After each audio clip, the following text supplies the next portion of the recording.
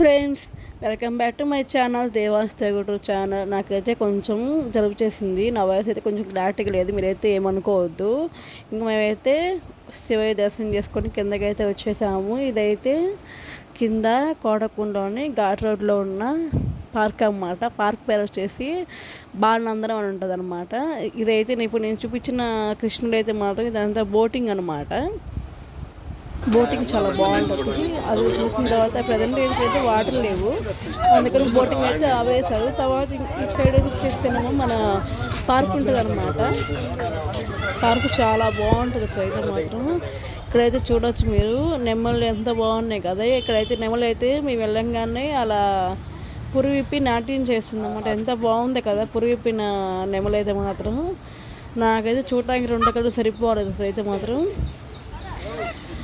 ఇలా ఎప్పుడు ఇంట్లోనే కాకుండా అప్పుడప్పుడు ఇలా దేవుడి దర్శనం చేసుకుంటూ ఇలా ఇలా మనం కూడా ఇలా అన్నిటిని చూస్తూ ఉంటే మనకి బాగుంటుంది. మన ఎప్పుడు చిన్నపిల్లలకు కూడా స్కూళ్ళు మన చదువులు అవే కాకుండా దేవుణ్ణి చూపించటం, ఇలాంటి కొన్ని పక్షులు జంతువులు చూపించడం కూడా మంచిది. ఎందుకంటే వాళ్ళకి కూడా చాలా రిలాక్స్గా ఉంటుంది అనమాట. ఇక్కడైతే ఇంకా నెమళ్ళు, ఇది వచ్చేసేమో నక్షత్రం తాబేలు అంటారంట. ఇక్కడ చాలా ఉన్నాయి. ఏంటంటే నేను షూట్ చేయడానికి అయితే ఇబ్బందిగా ఉంది, ఎందుకంటే ఇక్కడ అంతా పక్షులు బయటకు, అది జంతువులు బయటకు కాకుండా మెస్ అయితే పెట్టేశారన్నమాట. బాగా స్ట్రాంగ్గా పెట్టేశారు మెస్ అయితే. ఇదైతేనేమో ఒక రకమైన తొండ అంట దీన్నైతే. దీని పేరు ఏంటో మరి, అక్కడైతే వాడు బోర్డు అయితే మెన్షన్ చేయలేదు. ఇదైతే ఒక తొండ టైప్ లాగా ఉందన్నమాట. ఇది ఇంకొకటి అనమాట.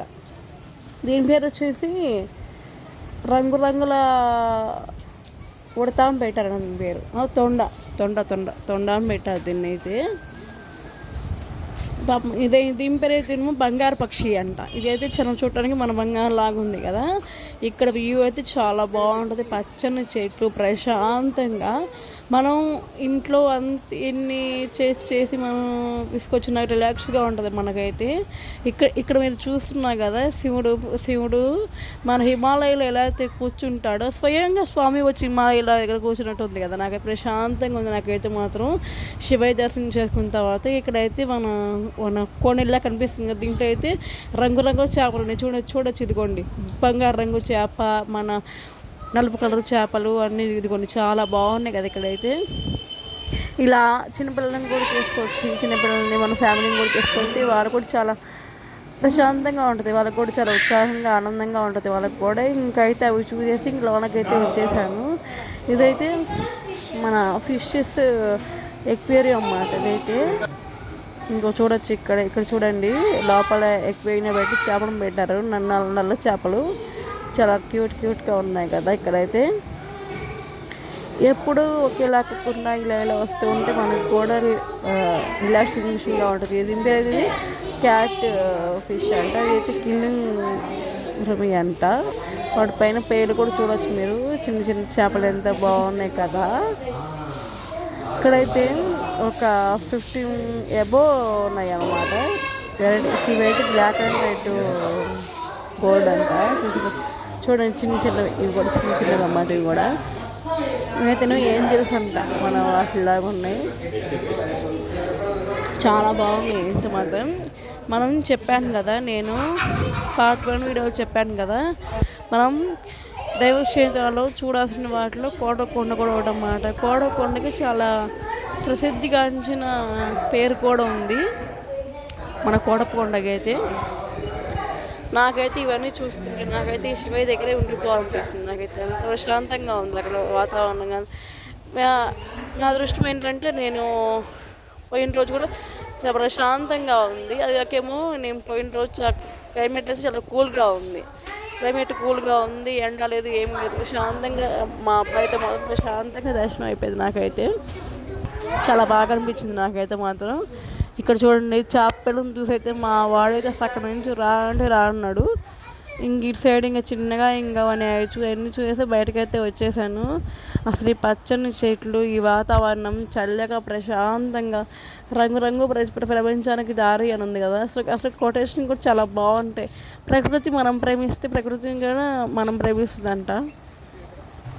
సో ఎంత ప్రశాంతంగా ఉంది ఇక్కడైతే. అందరూ వచ్చి కూర్చుంటున్నారు ప్రశాంతంగా, అసలు హాయిగా ఉంది.